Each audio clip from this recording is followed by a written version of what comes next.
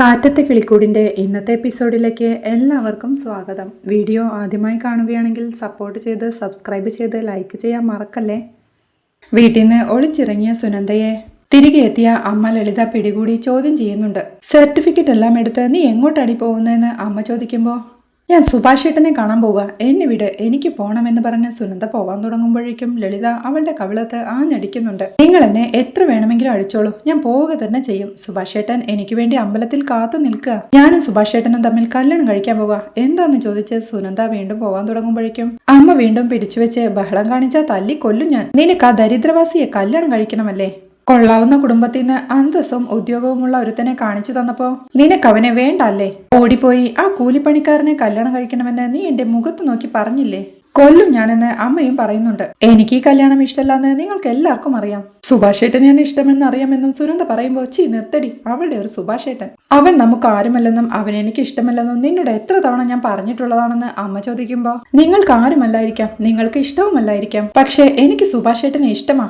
നിങ്ങളെയും കുടുംബത്തെയും ധിക്കരിക്കാതിരിക്കാനും വിഷമിപ്പിക്കാതിരിക്കാനും ഞാൻ എന്റെ മനസ്സ് മാറ്റാനായി ഒരുപാട് ശ്രമിച്ചതാ. പക്ഷേ എനിക്കത് മനസ്സിലായി. സുഭാഷ് ഏട്ടനെ ഒഴിവാക്കി എനിക്ക് ജീവിക്കാൻ പറ്റില്ലമ്മേ, ഇനി എനിക്ക് സഹിക്കാൻ പറ്റില്ല. ഇനി മുതൽ എന്റെ ജീവിതം ഞാൻ നോക്കിക്കോളാം, എനിക്ക് പോയേ പറ്റുമെന്നും പറഞ്ഞ് സുനന്ദ വീണ്ടും പോവാൻ തുടങ്ങുമ്പോഴേക്കും അമ്മ അവളെ പിടിച്ചു വെച്ച് എടി നിക്കടി, ഇപ്പൊ ഞാൻ ഇങ്ങോട്ട് വന്നില്ലായിരുന്നെങ്കിൽ നീ അമ്പലത്തിൽ ചെന്ന് അവനെ കല്യാണം കഴിക്കുമായിരുന്നല്ലേ എന്ന് ചോദിക്കുമ്പോ അതെ, അങ്ങനെ തന്നെ ചെയ്യുമായിരുന്നു. അമ്മ വന്നോണ്ട് ആ തീരുമാനമൊന്നും മാറാൻ പോകുന്നില്ല. ഞാൻ ഈ വീട്ടിൽ നിന്ന് ഇറങ്ങി പോവുക തന്നെ ചെയ്യും. ഇനി മുതൽ ഈ വീട്ടിൽ ഞാൻ താമസിക്കില്ല, എനിക്ക് ഇഷ്ടമില്ലാത്ത കല്യാണം ഞാൻ കഴിക്കുകയുമില്ല. ഇതെന്റെ ജീവിത, നിങ്ങൾക്ക് എല്ലാവർക്കും വേണ്ടി ഞാൻ അത് വിട്ടുകൊടുക്കാൻ തയ്യാറല്ല എന്ന് വാശിയോടെ പറഞ്ഞവൾ വീണ്ടും പോവാൻ തുടങ്ങുമ്പോഴേക്കും അമ്മ വീണ്ടും അവളെ പിടിച്ചു വെക്കുന്നുണ്ട്. ഇപ്പൊ എന്നെ വീട്ടിലെങ്കിൽ അലറി വിളിച്ച് ഞാൻ ആളെ കൂട്ടും എന്നവൾ പറയുന്നത് കേൾക്ക് എന്താടി ഭീഷണിപ്പെടുത്തുവാണോ എന്ന് അമ്മയും ചോദിക്കുന്നുണ്ട്. അതെ, ഭീഷണി തന്നെയാണെന്ന് കൂട്ടിക്കോ. ഇപ്പൊ എന്നെ പോവാൻ സമ്മതിച്ചില്ലെങ്കിൽ ഞാൻ ഏത് വഴിയും സ്വീകരിക്കും. അന്ന് നിങ്ങൾ സുഭാഷ് ഏട്ടനെതിരെ പോലീസിൽ കള്ള കംപ്ലൈന്റ് കൊടുത്തില്ലേ, അതുപോലൊരു കംപ്ലൈന്റ് ഞാൻ അമ്മയ്ക്കെതിരെ കൊടുക്കും. എന്നെ ഭീഷണിപ്പെടുത്തി നിങ്ങൾക്ക് ഇഷ്ടമുള്ള ആളെ കൊണ്ട് കെട്ടിക്കാൻ നോക്കുകയാണെന്നും എനിക്കിഷ്ടം സുഭാഷ് ഏട്ടനെയാണെന്നും പോലീസ് സ്റ്റേഷനിൽ പോയി പറയും. അത് വേണോ നിങ്ങൾക്കെന്ന് സുനന്ദ ചോദിക്കുന്നുണ്ട്. അതേടി, നിനക്ക് എന്തും ചെയ്യാനും പറയാനുമുള്ള പ്രായമായല്ലോ. നിന്റെ അച്ഛൻ നിനക്ക് വേണ്ടി കഷ്ടപ്പെട്ട് എന്നമ്മ സങ്കടത്തോടെ പറഞ്ഞു തുടങ്ങുമ്പോഴേക്കും ഒന്ന് നിർത്തമ്മേ, കുറെ നേരമായി ഞാൻ കേൾക്കുന്നു. എനിക്ക് വേണ്ടി അച്ഛൻ അന്യനാട്ടിൽ പോയി കഷ്ടപ്പെട്ടു, അതല്ലേ ഈ കാര്യം പറഞ്ഞുകൊണ്ടല്ലേ ഇത്രയും നാളും എന്റെ വായടച്ചത്. അത് ഞാൻ പറഞ്ഞിട്ടാണോ? എനിക്ക് വേണ്ടി പുറത്തു പോയി കഷ്ടപ്പെടാൻ ഞാൻ പറഞ്ഞൊന്ന്. എനിക്ക് വേണ്ടി ഗൾഫുകാരൻ പയ്യനെ കൊണ്ടുവരാൻ ഞാൻ ആവശ്യപ്പെട്ടോ? ഇല്ലല്ലോ.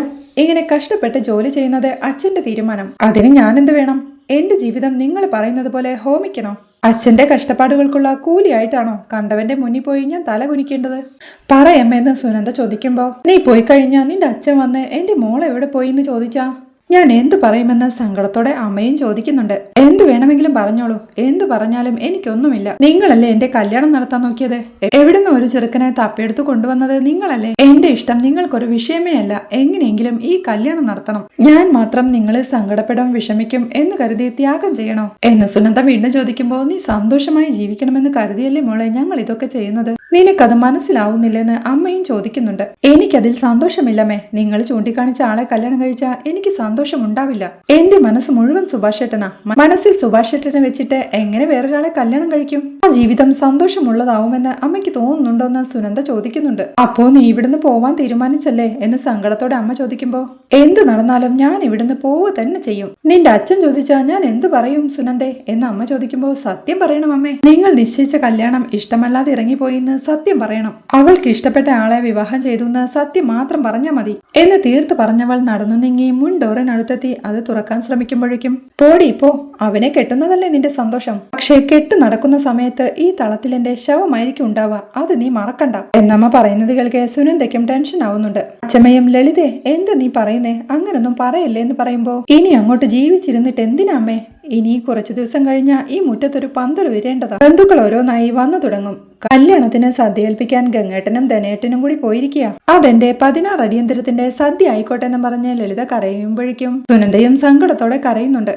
അല്ലാതെ വേറെ മാർഗമില്ലമ്മേ, ഇവൾ അവനെ തന്നെ കെട്ടുന്നു ഒറ്റ ബുദ്ധിയായിട്ട് നിക്കല്ലേ. തിരിച്ചു വന്ന് അവരെന്നോട് ചോദിക്കുമ്പോ ഞാൻ എന്ത് പറയണം? ഇവൾക്ക് ഇഷ്ടമുള്ള ആളെ കെട്ടാൻ എന്റെ മുന്നിലൂടെ ഇറങ്ങിപ്പോയിന്നോ? അതിനുള്ള ധൈര്യം എനിക്കില്ലമ്മേ, അതിലും ഭേദം ഞാൻ ഇല്ലാതാവുന്നതല്ലേ. ഇവളിപ്പോ ഇത് എന്നോട് പറഞ്ഞില്ലേ, അതുപോലെ അവളുടെ അച്ഛനോടും പറയട്ടെ. അമ്മയെ ചാവാൻ വിട്ടിട്ട് ഇഷ്ടപ്പെട്ടവന്റെ കെട്ടിയോളാണെന്ന് നാട് മുഴുവൻ അവളെ വാഴ്ത്തട്ടെ. ഞാൻ മാത്രമല്ല അവസാനിക്കാൻ പോകുന്നത്, ഇവൾ ഇവിടെ നിന്ന് ഇറങ്ങിപ്പോയി അവനെ കിട്ടിയ ആ ചെറുക്കൻ പിന്നെ ആ കമ്പനിയിൽ ജോലി ചെയ്യാൻ ധനയേട്ടനെ സമ്മതിക്കുമെന്നുണ്ടോ? അവന്റെ കീഴിലാ ധനയേട്ടന്റെ ജോലി. ആ അപമാനവും താങ്ങി ധനയേട്ടൻ പിന്നെ ജീവിക്കുമെന്ന് തോന്നുന്നുണ്ടോ? അദ്ദേഹവും സ്വയം ജീവിതം അവസാനിപ്പിച്ചോളും എന്ന് ലളിത കരച്ചിലോടെ പറയുമ്പോഴേക്കും അങ്ങനെയൊന്നും പറയില്ലേ മോളെ, എന്റെ കണ്ണടയുന്നതുവരെ അങ്ങനെയൊന്നും സംഭവിക്കാതിരിക്കട്ടെ എന്ന് അച്ഛമ്മയും. ഇവള് മാത്രം അപ്പോഴും ഇഷ്ടപ്പെട്ടവനെ കല്യാണം കഴിച്ച് സന്തോഷത്തോടെ ജീവിക്കട്ടെ. എന്താടി നിൽക്കുന്നേ? പോ, ഇറങ്ങിപ്പോടി. നിനക്കല്ലേ അച്ഛനെയും അമ്മയും വേണ്ടാത്തത്?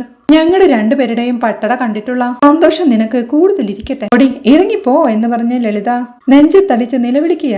മോളെ ലളിതേ എന്നച്ചമ്മ താക്കീത് ചെയ്യുമ്പോഴേക്കും ഞാൻ ഇനി എന്ത് ചെയ്യും അമ്മേ എന്ന് ചോദിച്ച അമ്മ പൊട്ടിക്കരയെ സുനന്ദയും സങ്കടത്തോടെ അവിടെ നിന്ന് പൊട്ടിക്കരഞ്ഞുകൊണ്ടിരിക്കുക. അപ്പോഴേക്കും അമ്മ അവളുടെ അടുത്തേക്ക് നടന്നു ചെന്ന് അവളുടെ മുന്നിൽ കുരിഞ്ഞിരുന്ന് ഞാൻ നിന്റെ കാല് പിടിക്കാം മോളെ എന്ന് പറഞ്ഞ് എണീറ്റ് കൈകൂപ്പി ദയവായി ഞാൻ പറയുന്നതൊന്ന് കേൾക്ക. നിന്റെ സന്തോഷം ഇതല്ലെന്ന് മനസ്സിലാക്ക്. ആ വീട്ടിൽ എന്താ ഉള്ളത്? ആ വീട്ടിൽ നീ എങ്ങനെ ജീവിക്കും? നിനക്ക് അവനെ ഇഷ്ടായിരിക്കും, കല്യാണം കഴിക്കണമെന്ന് തോന്നിയിട്ടുണ്ടാവും. പക്ഷെ ആ വീട്ടിൽ നിനക്ക് ജീവിക്കാനാവില്ല മോളെ. ഞങ്ങളെ പോലെ അരിഷ്ടിച്ച് കഷ്ടപ്പെട്ട് നീ ജീവിക്കരുതെന്ന് കരുതിയിട്ടാ ഇങ്ങനെ ഒരു പയ്യനെ നിനക്ക് വേണ്ടി കണ്ടുപിടിച്ചത്. ഒരു മൂച്ചിനെ തെറ്റായ തീരുമാനം എടുക്കല്ലേ മോളെ. ഭാവിയെ പറ്റി ചിന്തിക്ക്. ചെറിയ കാര്യത്തിന് പോലും ജീവിതകാലം മുഴുവൻ നീ കഷ്ടപ്പെട്ടുകൊണ്ടിരിക്കും. ജീവിക്കാൻ കൊള്ളാവുന്ന ഒരു വീട് പോലും അവനില്ല. അങ്ങനെ ഒരു സ്ഥലത്ത് നീ എങ്ങനെ ജീവിക്കും മോളെ എന്നമ്മ കരച്ചിലോടെ ചോദിക്കുമ്പോ അങ്ങനെയൊന്നും അല്ല അമ്മേന്ന് സുനന്ദയും. നിനക്ക് വേണ്ടി മാത്രം ജീവിച്ച ഞങ്ങളെ വേദനിപ്പിച്ചും അപമാനിച്ചും ഇറങ്ങിപ്പോവാൻ നീ തീരുമാനിച്ചതല്ലേ? ഇറങ്ങിപ്പോക്കോ, നിന്റെ ഇഷ്ടം നീ നടത്തിക്കോ. പക്ഷെ എന്റെ തീരുമാനം ഞാൻ നടത്തും. ഇനി ഞാനിവിടെ ജീവനോടെ ഉണ്ടാവില്ല. നിനക്ക് ആ ജീവിതം സന്തോഷമായിരിക്കുമെന്നല്ലേ ഇടയ്ക്ക് കണ്ട് സങ്കടപ്പെടാൻ ഈ അമ്മയുണ്ടാവുമെന്ന് തോന്നൽ മോൾക്ക് വേണ്ട. ഞാൻ ഇല്ലാതായ നിനക്ക് കൂടുതൽ സന്തോഷിക്കാലോ. ഞാൻ ഇപ്പൊ തന്നെ തീർത്തു തന്നേക്കാം എന്ന് പറഞ്ഞ് ലളിത നടന്നു ചെന്ന് അമ്മ പച്ചക്കറി അരിഞ്ഞുകൊണ്ടിരിക്കുന്ന കത്തിയെടുക്കുമ്പോഴേക്കും ലളിതേ നീ എന്താ ഈ കാണിക്കുന്നെന്ന് അമ്മയും ചോദിക്കുന്നുണ്ട്. ഇറങ്ങി പോകുന്നതിന് മുമ്പ് തള്ളയുടെ ജീവൻ പോകുന്നത് അവൾ നേരിട്ട് കണ്ടിട്ട് പോയിക്കോട്ടെ എന്ന് പറഞ്ഞ കത്തി തന്റെ കൈത്തണ്ടയുടെ നേരെ പിടിച്ച് എനിക്കിനി ജീവിക്കണ്ട മോളെ എന്ന് പറയുമ്പോഴേക്കും അമ്മയെന്ന് വിളിച്ച് സുനന്ദയും അങ്ങോട്ടെത്തുകയാ. ഒട്ടുപോകരുതെന്ന് അമ്മ ദേഷ്യത്തോടെ പറയുമ്പോ എന്താ അമ്മ ഈ കാണിക്കുന്നേ എന്നവൾ സങ്കടത്തോടെ ചോദിക്കുന്നുണ്ട്. നീ എന്നെ വിട്ടു പോവല്ലേ, പിന്നെ ഞാൻ എന്തിനു ജീവിക്കണമെന്ന് കരച്ചിലൂടെ അമ്മയും. അമ്മയെ വേണ്ട അമ്മയെന്നും പറഞ്ഞ് സുനന്ദയും പൊട്ടിക്കരയുകയാ. അവിടെ അമ്പലത്തിൽ സുനന്ദയെ വെയിറ്റ് ചെയ്ത് നിൽക്കുന്ന നിധിയെയും സുധീഷിനെയുമാണ് കാണിക്കുന്നത്. താലി പൂജിച്ചതുമായി തിരുമേനി എത്തിക്കൊണ്ട് ചെറുക്കനും പെണ്ണും എവിടെ എന്ന് ചോദിക്കുമ്പോൾ പെണ്ണിപ്പോ എത്തുമെന്ന് സുധീഷും പറയുന്നുണ്ട്. അങ്ങനെ നിങ്ങളുടെ ഇഷ്ടത്തിന് കാത്തു നിൽക്കാൻ പറ്റുമോ? അമ്പലത്തിലെ കാര്യങ്ങളല്ലെന്ന് തിരുമേനിയും ചോദിക്കുക. തിരുമേനി ക്ഷമിക്കണം, കുട്ടിയെത്താൻ ഒരു 10 മിനിറ്റിന്റെ താമസമേ ഉള്ളൂ. ഇത് അങ്ങനെ ഒരു കല്യാണം ആയതുകൊണ്ടെന്ന് സുധീഷ് പറയുമ്പോൾ അരമണിക്കൂർ കഴിഞ്ഞാൽ നട അടയ്ക്കും. പിന്നെ നടക്കില്ല, പറഞ്ഞില്ലാന്ന് വേണ്ടെന്ന് പറഞ്ഞ് തിരുമേനി അമ്പലത്തിലേക്ക് തിരിച്ചു പോവുകയാ.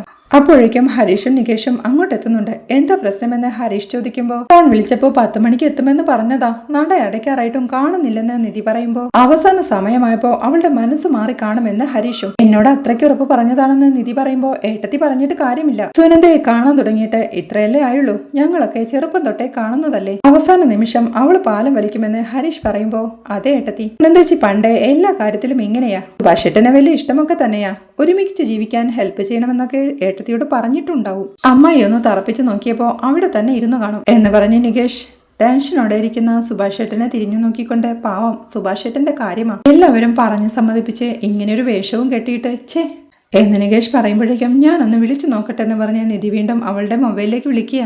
സുനന്ദ അവിടെ ഡൈനിങ് ടേബിളിലിരുന്ന് സങ്കടത്തോടെ കരഞ്ഞുകൊണ്ടിരിക്കുമ്പോഴാണ് നിധിയുടെ കോൾ വരുന്നത്. ടീപ്പോയിൽ ഇരുന്ന് മൊബൈൽ റിംഗ് ചെയ്യുമ്പോഴേക്കും സോഫയിലിരിക്കെ നിധിയാണ് വിളിക്കുന്നതെന്ന് കണ്ട അമ്മ ലളിതയും ഇവളാ ഈ മൂദേവി, ഇവളാ എല്ലാത്തിനും കാരണം എന്ന് ദേഷ്യത്തോടെ പറഞ്ഞ് ആ മൊബൈൽ എടുത്ത് നിലത്തേക്ക് വലിച്ചെറിയുകയാ. നിധിയും ടെൻഷനോടെ വിളിച്ചിട്ട് എടുക്കുന്നില്ലെന്ന് പറയുമ്പോ ഇതത് തന്നെ, അവസാന നിമിഷം തീരുമാനം മാറ്റിക്കാണും എന്ന് ഹരീഷ് ദേഷ്യത്തോടെ പറയുമ്പോൾ സുഭാഷേട്ടൻ അമ്പലത്തിൽ വന്ന് നിൽക്കുന്നത് അവർക്കറിയില്ലേ എന്ന് നികേഷൻ ചോദിക്കുന്നുണ്ട്. സുഭാഷേട്ടൻ വന്നിട്ടുണ്ടോന്ന് എന്നോട് ഇങ്ങോട്ട് ചോദിച്ചതാ.